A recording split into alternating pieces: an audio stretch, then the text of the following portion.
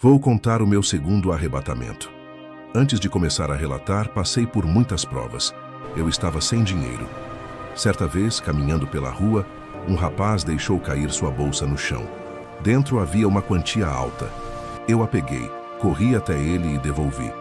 Se fosse apenas $1, eu também entregaria, porque o dinheiro não me pertence. Ele é de outra pessoa. Só passaria a ser meu se o dono, por vontade própria, me desse. Em outro dia, fui ao mercado, comprei algumas coisas e, quando cheguei ao caixa, a moça me deu troco a mais. Eu disse: "Moça, o troco está errado", e devolvi o valor que excedia. Tudo isso aprendi com o Espírito Santo. Ser correto, justo e honesto com as pessoas. Depois disso, eu adoeci, e o demônio da morte rondava a minha cama. Eu fiquei apavorado enquanto a febre só aumentava. Minha esposa disse: "O que você está vendo?" Eu respondi: "Eu estou vendo o monstro da morte. Ele veio me buscar. Cuide das crianças. Meus dias estão contados. Eu vou morrer." Ela me respondeu: "Pare de falar assim. A sua hora ainda não chegou." Eu disse: "Eu não entendo. Por que não veio um anjo de Deus me levar? Eu estou vendo o anjo da morte. Será que perdi a minha salvação?" Ela respondeu: "Claro que não. Se você, que é fiel a Deus, não se salvar, quem nesta casa se salvaria? Talvez esse monstro nem vai te levar porque Deus não quer. Ele está tentando te apavorar." Quando minha esposa foi dormir, eu me ajoelhei e repreendi aquele anjo negro que estava ao redor da minha cama. Ele se aproximou de mim e tocou o meu corpo. Eu senti os pelos das mãos dele e a aspereza das unhas. Meu corpo ficou gelado, como se toda a vida tivesse sido drenada. Minha cabeça começou a doer de um jeito terrível, como se houvesse gelo dentro dela. Eu caí com o rosto no chão e então o meu espírito saiu para fora do meu corpo. Aquele frio que eu senti era o frio da morte, quando o corpo perde o calor e fica completamente gelado. O anjo da morte tomou o meu espírito e me levou para o inferno. Hoje eu posso afirmar: quem morre sem Cristo é carregado por muitas criaturas negras, parecidas com anjos. O anjo da morte é um principado. Ele governa uma legião de anjos escuros, como sombras. Posso dizer que esses demônios atuam como ceifeiros. A função deles é transportar almas para o inferno. Milhões desses ceifeiros trabalham nos 4 cantos do mundo. Quando cheguei ao inferno, fui deixado lá pelo príncipe da morte. Ele é o comandante desses ceifeiros. Ele mesmo se encarregou de levar a minha alma. Eu senti um medo profundo pelo modo como ele me arrastava. Ele me largou em um vale tenebroso, onde labaredas queimavam ossos de pessoas. E aqueles ossos não se consumiam nunca. Eu me vi sozinho, como alguém condenado e sem saída. Lá, eu vi uma mulher que eu conhecia andando dentro daquele fogo. Ela vagava eternamente no inferno, enquanto as chamas consumiam o seu corpo.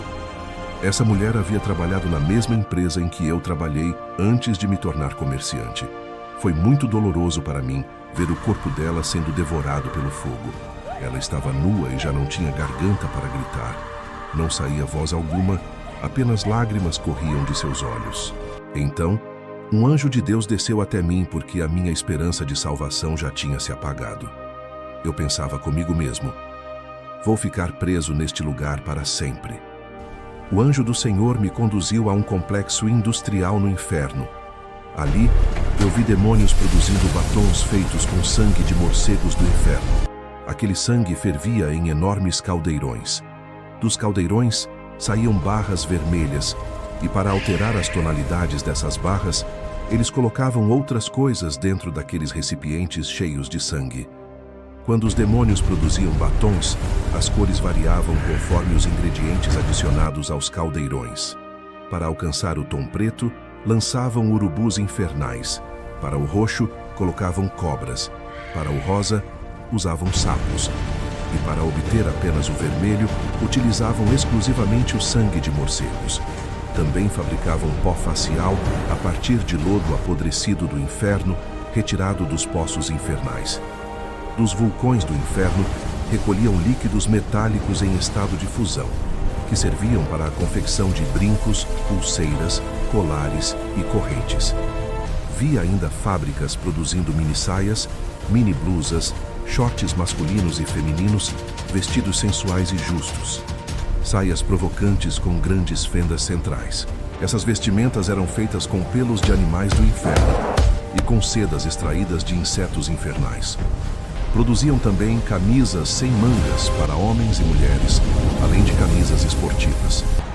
Quando os demônios concluíam a confecção das roupas, subiam à terra e inspiravam seus modelos por meio de estilistas, satanistas e empresários do setor têxtil, que então ordenavam aos trabalhadores a produção em massa.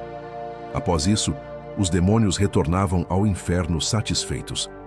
Um deles disse: quando esses novos modelos de roupas e acessórios de maquiagem forem fabricados na Terra, até as igrejas passarão a usar nossas marcas e assim levaremos todos ao inferno por utilizarem aquilo que é nosso. Satanás se manifestou e disse: bom trabalho. É maravilhoso como as igrejas escancaram as portas para o mundanismo. Nós entramos facilmente e conquistamos suas almas, pois eles mesmos as entregam quando deixam o pecado entrar em suas vidas. Satanás mostrou uma lista com nomes de crentes na terra. Ele disse: esses temos que parar. Estão dando grande prejuízo de almas para nós. Temos que tirar esses homens do nosso caminho. O único jeito é fazer eles caírem na fé e se desviarem, pois esses são perigosos. Já aqueles que não se santificam já são nossos. Não devemos se preocupar. Eles mesmos se condenam e são amigos do pecado. Ao olhar a lista, vi que meu nome estava ali. Eu era alvo dos demônios. Vi pessoas no inferno, homens e mulheres que usavam próteses plásticas no corpo para parecerem mais atraentes. Vi também pessoas condenadas por praticarem sexo com objetos e frutas. Observei ainda aqueles que compravam produtos plásticos da sex shop, tanto para uso feminino quanto masculino, e vi esses itens sendo fabricados no inferno. Se você é solteiro, não adquira esses produtos. Se é casado, também não os compre, pois são obras satânicas. Isso não é fantasia. É um meio que Satanás encontrou para entrar na vida das pessoas, possuir seus corpos e conduzi-las ao inferno, trazendo legalidade para a destruição dos casamentos. Quem compra esses produtos e pratica sexo com esses acessórios estão fazendo com os demônios. Em uma visão que tive da terra, enquanto ainda estava no inferno, vi uma enorme bola de cristal. Nela, observei casais evangélicos usando esses acessórios para apimentar seus relacionamentos. Ao olhar com mais atenção, vi um demônio tendo relações sexuais com um casal. Aqueles objetos eram as partes íntimas dos demônios. Poucos meses depois, aquele casal começava a brigar e acabava se divorciando. Afirmo que qualquer pastor que diga o contrário dessas revelações está sendo usado pelo diabo. Muitos pastores nos Estados Unidos, palestrantes para casais, têm indicado essas fantasias e objetos. Eles não possuem o Espírito Santo, pois Deus jamais iria contra a sua palavra. Deus criou o homem e a mulher para se satisfazerem mutuamente, sem intermediários. Ele não criou o casal e depois objetos sexuais como meios para gerar prazer. Isso é maligno. Vi um jovem cristão no inferno. Ele era usado por Deus, mas uma única coisa o condenou. Possuía uma boneca inflável com a qual mantinha relações sexuais diariamente. A verdade revelada é que por trás dessa boneca havia um demônio oculto que tinha relações sexuais com o jovem por meio dela. Foi-me mostrado que os demônios se escondem por trás de cada objeto sexual, assim como fazem com imagens.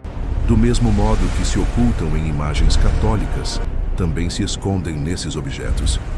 Vi um homem no inferno por praticar sexo com os animais. Depois disso, o anjo me tirou do inferno e me levou ao céu. Ao subirmos, entramos em um lugar maravilhoso. Era a primeira vez que eu visitava o céu. O anjo disse: "O nosso Senhor quer te revelar algo." E foi embora.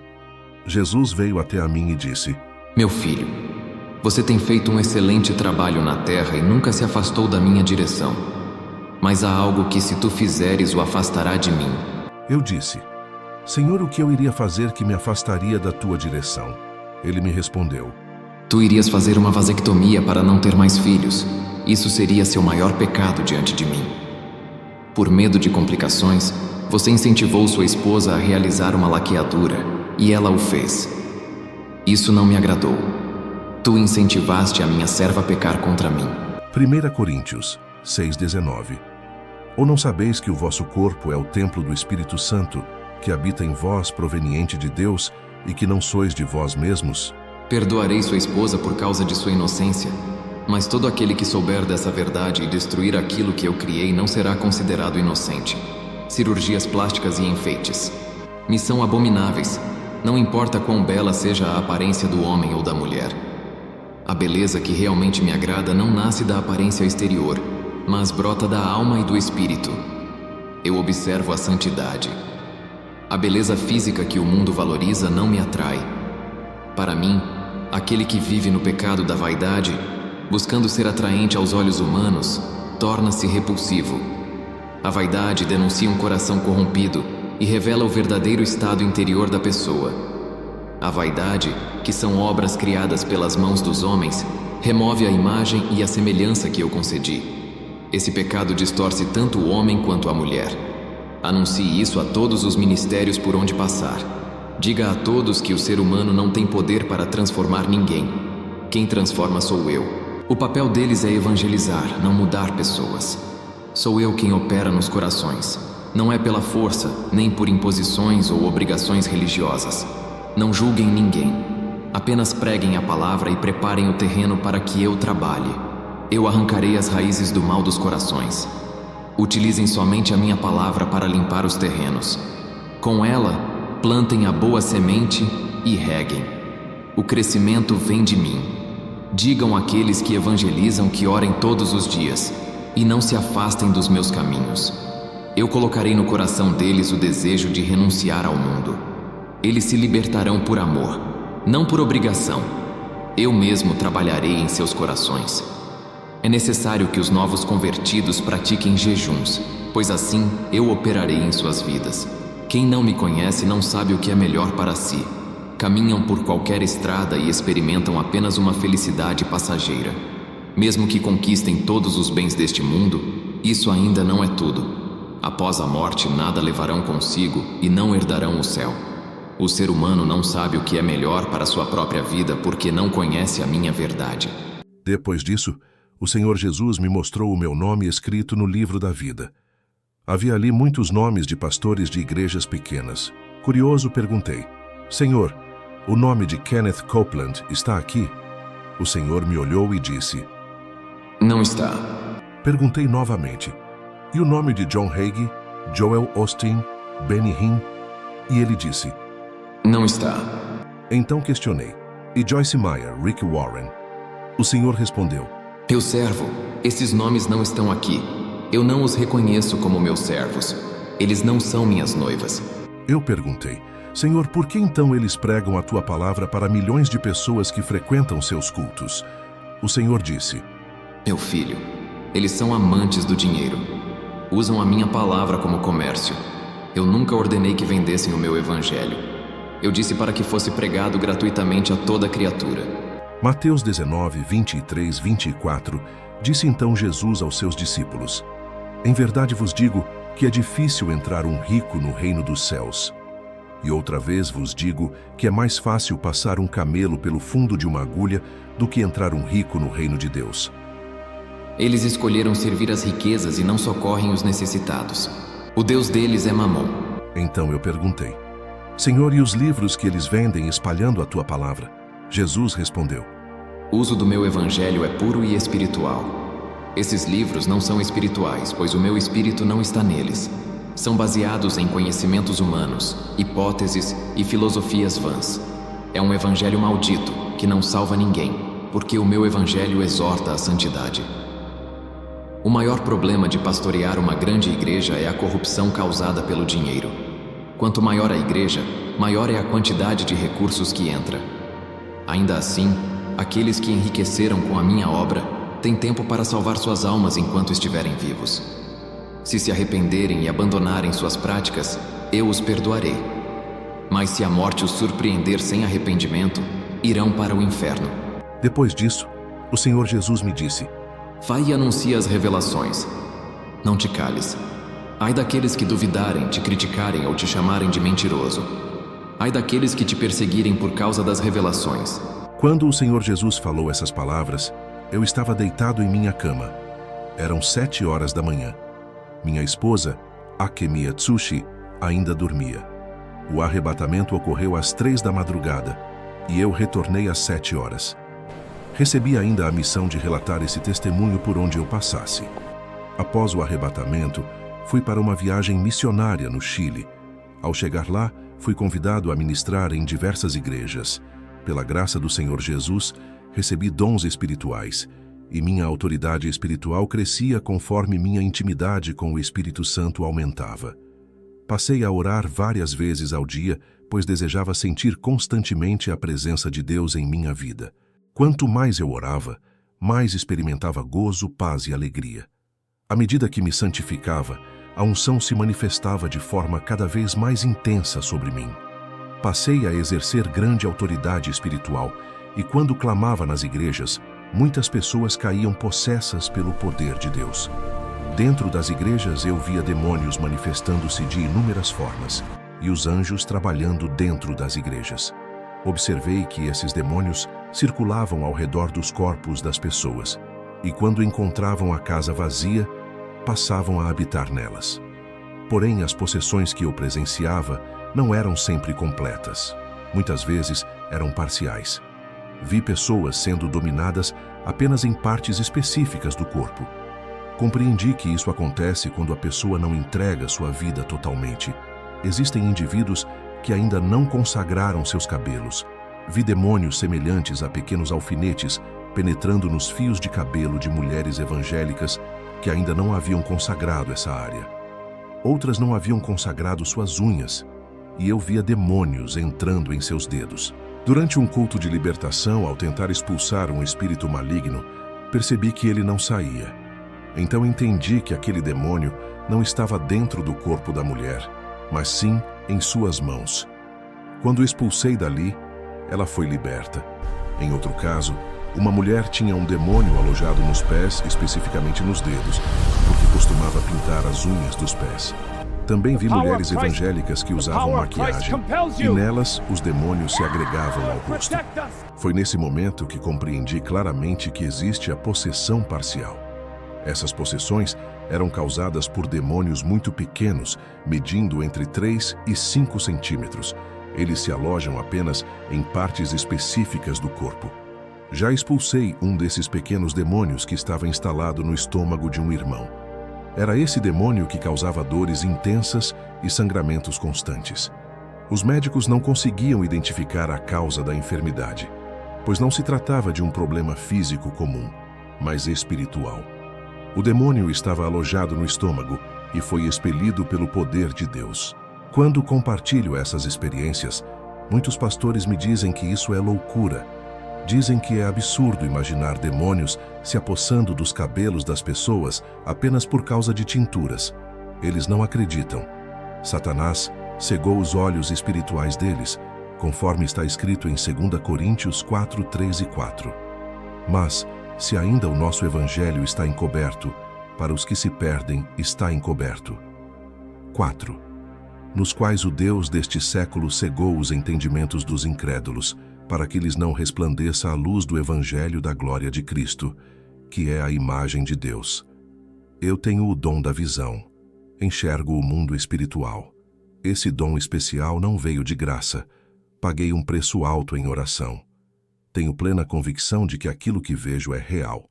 Presenciei pessoas embriagadas, dependentes químicos e homossexuais entrarem nas igrejas e saírem da mesma forma, sem libertação. Eu via demônios grudados nas costas dessas pessoas, colocando fardos pesados sobre elas. Isso é a prova de que muitas lideranças não possuem autoridade espiritual. Uma igreja caída, sem poder, não consegue libertar os cativos nem aliviar os oprimidos. Pessoas que passaram pelo ministério onde eu pastoreava foram libertas e tocadas pelo poder de Jesus. Os demônios, ao pisarem naquele lugar, sentiam o peso da mão de Deus. Essas mesmas pessoas relatam que passaram por diversas igrejas e não conseguiram libertação alguma. Se a palavra de Deus liberta, por que ela não tem funcionado em tantas denominações aqui nos Estados Unidos? O que está errado com os irmãos que congregam nesses ministérios? Não estou me exaltando, pois sou apenas um servo. Não sou eu um grande homem de Deus. O problema é que muitas igrejas se rebaixaram espiritualmente. Eu apenas faço aquilo que a Bíblia manda fazer. Se na sua cidade não existe uma igreja aprovada por Deus, que tenha a autoridade de Jesus para libertar, você precisa fazer a sua parte: orar, jejuar, buscar libertação e santificação. O bispo Villan Conner foi em uma ministração minha. Ele caiu endemoniado para a minha surpresa. Depois que eu tirei os demônios dele, perguntei a ele: como pode um convidado de honra que dá ensinamento de teologia em várias igrejas cair endemoniado? Ele me disse: eu sou envolvido com a política, tenho participado das mentiras do meu candidato. Como seu assessor, fiz muita propaganda mentirosa para que ele ganhasse as eleições. Para isso acontecer, tivemos que mentir. Ele me orientou sobre sua campanha. Fiz promessas em nome dele, tudo pelo dinheiro. Não cumprimos nada que prometemos. Me envolvi em escândalos, lavagem de dinheiro. Ninguém nunca descobriu, nunca vazou na imprensa. A política é maligna. Quando você se envolve, se afasta dos propósitos de Deus. É muito dinheiro envolvido. Eu tenho sido porta-voz de muitos políticos. Tenho apoiado suas mentiras e vivendo uma vida de enganação. Eu senti que o Espírito Santo se afastou de mim e um espírito maligno se apossou de mim. Hoje me sinto mais leve. Vou me afastar da política e abandonar tudo aquilo que não agrada a Deus. E a partir de hoje, faço uma reconciliação com Deus, apesar de me considerar cristão. Depois disso, comecei a ir a várias igrejas. Quando pegava o microfone e começava a orar, pessoas caíam possessas, inclusive evangélicos. Isso causou vergonha em muitas igrejas, e por isso rejeitei diversos convites para não constranger os irmãos. Até que um dia o Espírito Santo me cobrou. Algo sobrenatural aconteceu, algo que eu nunca havia visto. Minha visão espiritual se abriu. Vi um homem cujo corpo resplandecia como o sol. Eu não conseguia fixar os olhos nele, pois o brilho era intenso demais. Se insistisse em olhar, ficaria cego, pois meus olhos naturais não suportariam tanta glória. Ele foi diminuindo todo aquele resplendor de seu corpo e consegui olhar diretamente para ele. Ainda assim, não conseguia ver seu rosto, apenas um brilho intenso e a forma de seu corpo, envolto em algo semelhante a um manto branco que reluzia. Eu sabia que aquele homem era o Espírito Santo. Ele me disse: é necessário ir às igrejas e despertar o povo para a realidade espiritual. Assim como seus olhos foram abertos, os olhos deles também precisam ser abertos, para que enxerguem onde estão falhando. Alguém precisa confrontá-los e mostrar que é urgente consertar suas vidas. E você é o mais capacitado para revelar que eles precisam ter um verdadeiro encontro comigo. Muitos acreditam que estão salvos, mas não estão. Estão enganados e presos espiritualmente. É preciso abandonar o pecado e passar a caminhar no caminho da verdade. Após todas essas revelações, pensei comigo mesmo: não há como essas pessoas serem salvas se estão possuídas. E eu, com minha teimosia, não fui. Mas mais uma vez, o Espírito Santo me disse: você acha que está envergonhando essas pessoas? Em todas as igrejas onde você esteve, houve resultados. Aqueles que estavam possuídos estão agora restaurando suas vidas. Mesmo após esse aviso, rejeitei mais um convite para ministrar em uma igreja. No dia seguinte, fiquei acamado, com dores intensas por todo o corpo. Durante a madrugada, um ser maligno apareceu e deu gargalhadas. Perguntei quem era. Minha esposa, Akemia, dormia e não ouviu nada. Ele respondeu: eu sou Satanás. Vim para te parar. Eu perguntei: o que você quer na minha casa? Odeio o seu ministério de libertação. Tenho perdido muitos crentes por sua causa. Eu vou lhe pegar um dia. Ainda vou ganhar a sua alma. Ela é valiosa para mim. Tenho premiado vários demônios que estão tentando ganhar sua alma. O demônio que conseguir a sua alma será recompensado no inferno. Você vai continuar me desafiando? Estou te oferecendo uma oportunidade para desistir do seu ministério de libertação. Eu posso lhe dar o seu galardão. Eu então respondi: cale a boca, Satanás, você é um derrotado. Por que está tão preocupado comigo? Será que está perdendo? Satanás então me respondeu: é verdade, você é um incômodo. Por isso vim pessoalmente até você. São poucos os feiticeiros que me veem, apenas os de alto escalão. Eles desejam me conhecer. Você tem o privilégio de me ver hoje. Eu te dou o galardão hoje, se você fizer um pacto comigo, uma aliança de sangue agora. Eu disse a Satanás: você é um mentiroso, no inferno não há recompensa. Eu já fui arrebatado até lá e sei exatamente o que acontece com as almas naquele lugar. Seus súditos destroem as almas com toda a maldade. Até mesmo os feiticeiros e satanistas que cumprem a sua vontade sofrem intensamente. As recompensas que você oferece são a destruição do espírito de cada um. Os galardões para aqueles que te servem são a morte. Satanás, vendo que eu refutava suas palavras, insistiu: eu posso te dar um trono no inferno. Você se sentará ao meu lado e governará comigo. Eu respondi: seu reino está em colapso e logo você será lançado no lago de fogo. Mas Satanás, ainda não convencido, fez aparecer uma mala cheia de dinheiro. Ele disse: não quer um reino no inferno? Então vou te dar um reino na terra. Posso te tornar famoso, te dar fama, riqueza e sucesso. Não precisa parar de ser cristão. Apenas faça um pacto comigo e eu te darei essa mala de dólares. Você será o pregador mais famoso dos Estados Unidos. Olhe para sua vida agora. Você não é reconhecido, apesar de seus muitos dons. Ninguém valoriza seus talentos, mas eu posso te levar mais longe, dar-lhe os melhores apartamentos, e você será reconhecido pelas grandes igrejas. Até o presidente virá te convidar para almoçar. Você vai pregar para celebridades e pessoas importantes. Só uma coisa eu peço: não trabalhe mais com libertação. Apenas ensine a palavra, substitua a oração fervorosa pela teologia. Com esse pacto você ganhará muito dinheiro. Depois você poderá se arrepender, pedir perdão ao seu Deus e ser salvo. Veja só as vantagens. Isso é maravilhoso. Eu disse a ele: vá embora, Satanás. Ele então respondeu: fez sua escolha então. Prefere viver uma vida pobre e medíocre, servindo a um Deus que quer que seu povo viva na miséria. A partir de agora, você não terá mais paz em sua vida. A guerra está declarada e eu já estou vencendo. Eu retruquei: você está blefando. Então Satanás disse: se você está tão certo, então me explique por que evitou ministrar nas igrejas. Não tem resposta, não é?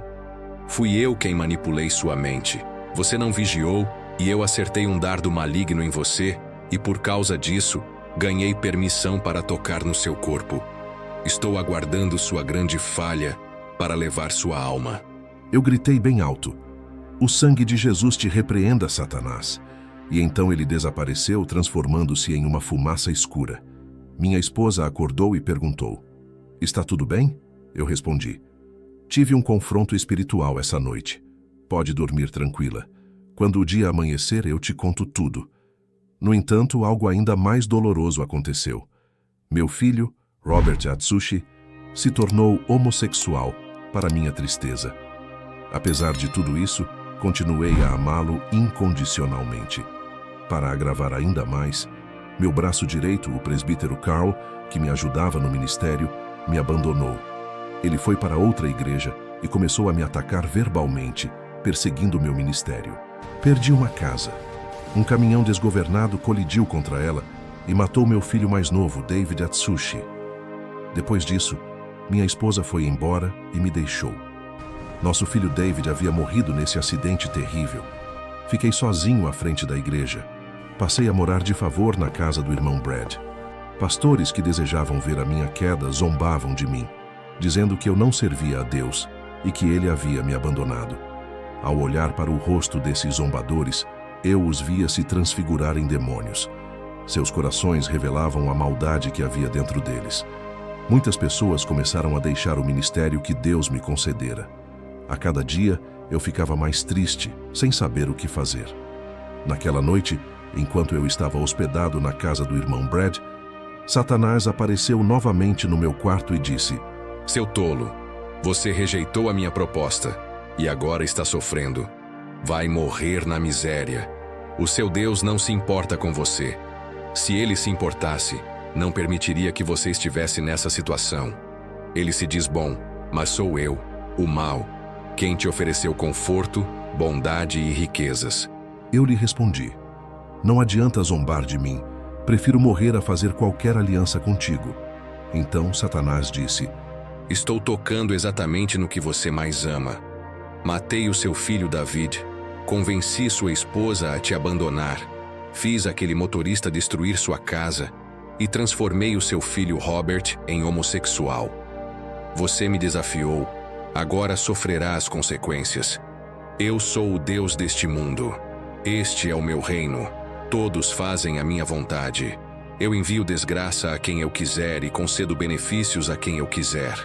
O mundo foi entregue em minhas mãos e você vive nele.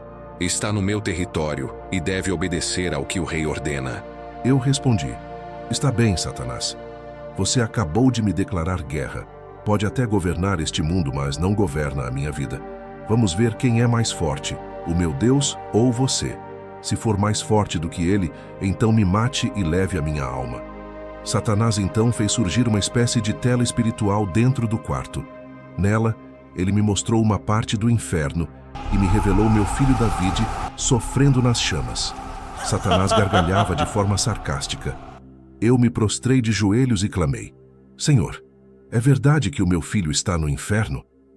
O Espírito Santo me revelou que eu não deveria me preocupar com os mortos, mas sim em buscar a Jesus. Ainda assim, a angústia não se afastava de mim. Tudo estava confuso. Mais uma vez, Satanás conseguiu injetar uma gota do seu veneno, trazendo dúvida ao meu coração.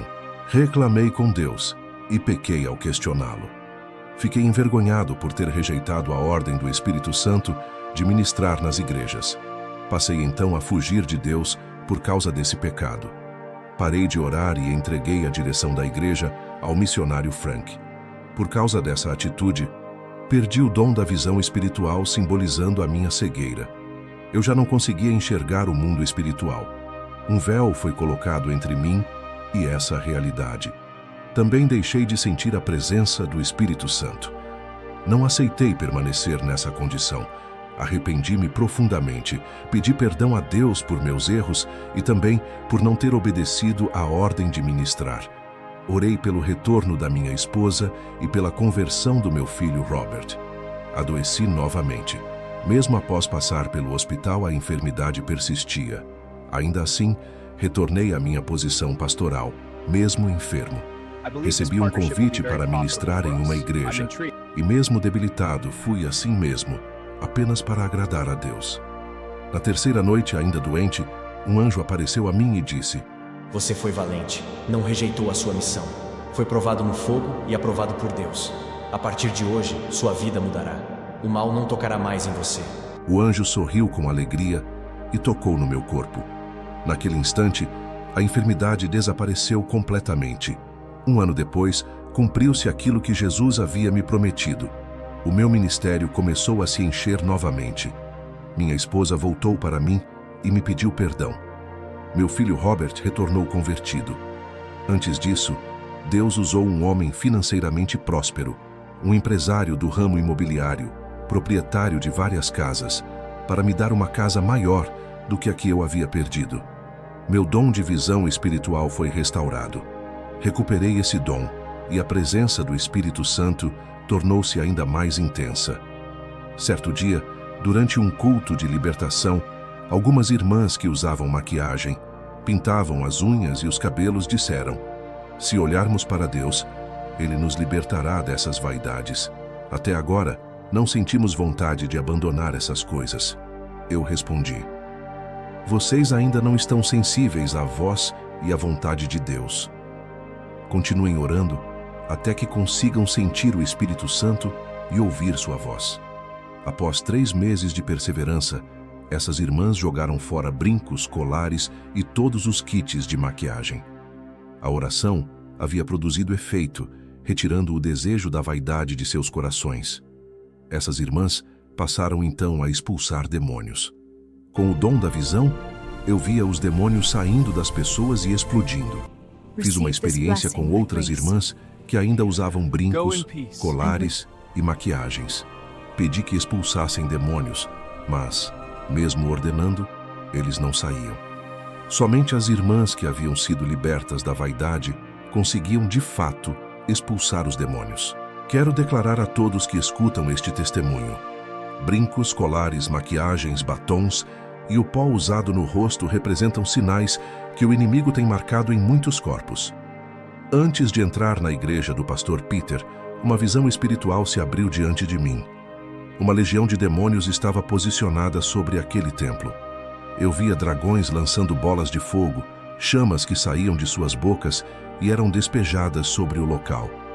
Quando entrei na igreja, meus olhos espirituais contemplaram cenas perturbadoras, pessoas rodopiando sem controle, outras se arrastando pelo chão como serpentes. O Espírito Santo me revelava claramente que estava entristecido com o pecado que dominava aquele povo. Ali havia irmãos que traíam suas esposas, mulheres que, por vingança, também traíam seus maridos. Existiam crentes endividados com bancos e lojas, pessoas que davam calotes até nos próprios vizinhos. O próprio pastor Peter estava em seu quarto casamento, e tudo aquilo se mostrava completamente absurdo diante de Deus. Os demônios enganavam as pessoas daquela congregação. Eles se camuflavam, escondendo-se dentro de cada corpo. Eu vi demônios mudando pregações dos irmãos, falando para eles pregarem heresias destruidoras. Presenciei um homem liberando uma falsa profecia. Da boca dele saía uma bola de fogo negro. Observei também demônios entrando na mente de uma irmã, manipulando seus pensamentos e levando-a a ministrar doutrinas falsas. Esses demônios tinham o tamanho aproximado de um limão. Vi pessoas possuídas por milhões de pequenos demônios. Quando iniciei a ministração, eles tentaram desorganizar o culto, causando distrações para impedir que o povo ouvisse a palavra e tentando quebrar minha conexão com o Espírito Santo. Pessoas caíam manifestadas e fui obrigado a expulsar aqueles espíritos. Outros conversavam durante o culto, iam ao banheiro repetidas vezes ou mascavam chicletes. Todos carregavam demônios montados sobre suas costas. Eles estavam possuídos, mas neutralizei aquelas manifestações. Os demônios ficaram imóveis, paralisados dentro dos corpos, incapazes de agir. Ao final do culto, percebi que o pastor carregava um demônio que operava sinais junto a ele. Comecei então a expulsar os espíritos, até que um deles tentou resistir para me envergonhar diante da igreja. O pastor Peter tentou me expor ao ridículo, impondo as mãos sobre um rapaz que resistia. O demônio que atuava na vida do pastor se combinava com o espírito que possuía o jovem, e ambos se manifestavam de forma enganosa. Eu via claramente que, quando ele impunha as mãos, os demônios se escondiam dentro das pessoas, simulando que haviam saído, e logo os corpos voltavam ao normal. Outros espíritos saíam, mas não deixavam o ambiente. Permaneciam andando pela igreja. A congregação aplaudia o pastor, enganada pela rapidez com que ele expulsava os demônios. Enquanto isso, eu não recebia aplausos, e os espíritos resistiam a mim com ódio, tentando me envergonhar. Eles queriam exaltar aquele falso pastor para convencer o povo de que ele possuía mais autoridade do que eu. Porém, ele não tinha o Espírito Santo, não libertava ninguém.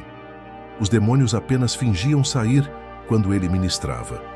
Quando eu os expulsava, eles se dissipavam como fumaça. Somente eu enxergava toda aquela cena terrível no mundo espiritual. Então, dei um grito cheio de autoridade e determinei que os demônios não saíssem dos corpos. Lacrei aqueles espíritos para que o pastor não pudesse mais manipulá-los, nem enganar o povo. O demônio que o acompanhava ficou impedido de dar ordens. Depois disso, ordenei que os demônios saíssem de verdade. Foi uma guerra intensa. As legiões, principalmente aquelas formadas por pequenos demônios do tamanho de limões, davam muito trabalho.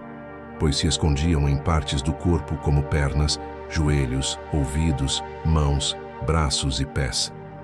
Era difícil discernir onde estavam, mas ainda assim expulsei todos. O pastor Peter, sem compreender o que havia acontecido, ficou frustrado e envergonhado. Ele não sabia que eu havia lacrado os demônios para que ele não continuasse enganando as pessoas com o espírito do engano. A igreja percebeu que ele não tinha autoridade espiritual. Aquele que tentou me envergonhar acabou saindo humilhado. Ele me disse que aquela seria minha última ministração ali, que eu nunca mais pregaria naquele lugar. Após aquela guerra espiritual, muitas pessoas choravam aliviadas. Meu corpo estava completamente exausto, pois toda a minha energia havia sido consumida naquela batalha. Ao chegar em casa, todos os demônios que haviam sido expulsos apareceram ao redor da minha cama tentando me intimidar. Permaneci tranquilo, dobrei meus joelhos e os expulsei do meu quarto. Soube que o pastor Charles estava internado em um hospital. Fui visitá-lo para orar, e ele confessou a Jesus, arrependeu-se de toda a sua enganação. Logo depois morreu. Vi um anjo descer, recolher sua alma e levá-la ao céu. A obra que Deus tinha para ele não se cumpriu. Apenas a salvação se concretizou. Ao retornar para casa naquela noite, orei a Deus e tive uma visão. Olhando acima do telhado, vi meu filho Davi no céu. Aquela visão trouxe paz ao meu coração. O Espírito Santo falou comigo. Derramarei uma grande unção sobre a tua vida. Tu não serás mais o mesmo. Quando essa unção cair, muitos desejarão ser como tu. Serás espelho para muitos. Minha fé aumentou. Compreendi que não estou sozinho. Deus está comigo. Depois de sofrer ataques espirituais, meu pequeno ministério começou a crescer. Nosso desejo, não apenas meu, mas de toda a igreja, é buscar a Deus diariamente até que Ele venha buscar sua noiva. O ar que respiramos é para louvar ao Senhor. Nossa respiração existe para glorificá-lo. Essa forma de culto e dedicação é normal para nós. Lemos a palavra todos os dias.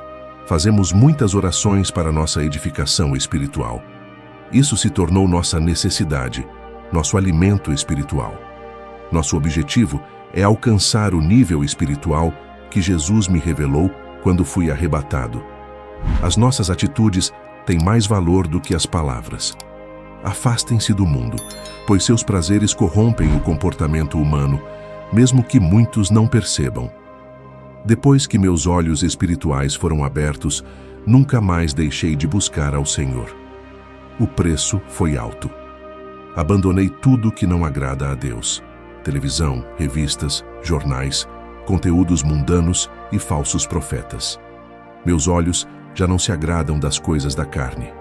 Nosso dever é preservar a tradição do verdadeiro cristianismo, sem alterar o que a Bíblia ensina, defendendo a verdade até o fim. O Senhor me disse que faltam poucos anos para Ele me recolher e que não haverá substituto para mim, pois muitos estão apegados ao mundo e não pagam o preço da oração e da santificação. Por causa da minha partida que se aproxima, revelarei um segredo espiritual a pastores e irmãos que desejam possuir a mesma autoridade espiritual que recebi. Não existe transferência de unção. Isso é engano de Satanás. A unção não se passa, ela é conquistada diante de Deus. Se fosse possível transferi-la, eu já teria entregado toda a minha autoridade aos membros do meu ministério. A autoridade espiritual exige renúncia e preço. A unção que recebi não posso dar. Somente aquele que me concedeu pode conceder a outros. O segredo é renunciar a tudo e orar diariamente. Para alcançar a autoridade, é necessário pagar o preço. Revelo aos pastores: dediquem domingos e feriados inteiros a Deus em oração. Façam vigílias. Em meu ministério, a igreja permanece aberta das 9 da manhã às 9 da noite aos domingos, e nos feriados realizamos vigílias. A igreja deve funcionar todos os dias à noite, como um hospital que não fecha, para atender os doentes. Durante o dia, realizamos 2 horas de oração pela manhã, 2 à tarde e 2 à noite. 3 horas de ministração e 3 horas de louvor. Esse é o caminho do crescimento espiritual. Os irmãos que congregam conosco estão sendo libertos do mundo, e a igreja cresce como prova de que Deus se agrada, confirmando com sinais. A última advertência que Jesus me deu foi clara. Ai daqueles que acrescentarem palavras às experiências espirituais, dizendo que ele falou o que não falou. Ai daqueles que criarem doutrinas humanas ou aumentarem exigências além da graça. Ai daqueles que diminuírem suas experiências por medo de críticas. Ai daqueles que afirmarem ter sido arrebatados sem terem sido. Ai daqueles que venderem suas experiências para enriquecer, pois perderão a salvação e seus galardões. Declaro que este testemunho é verdadeiro e real, que todos sejam libertos por meio dessas experiências. Que a glória de Deus reine na vida de cada pessoa que ouvir este testemunho. Amém. Se você gostou do vídeo, dê um like. Se não for inscrito, se inscreva no canal para novos conteúdos. Também compartilhe esse vídeo para mais pessoas. Deus te abençoe.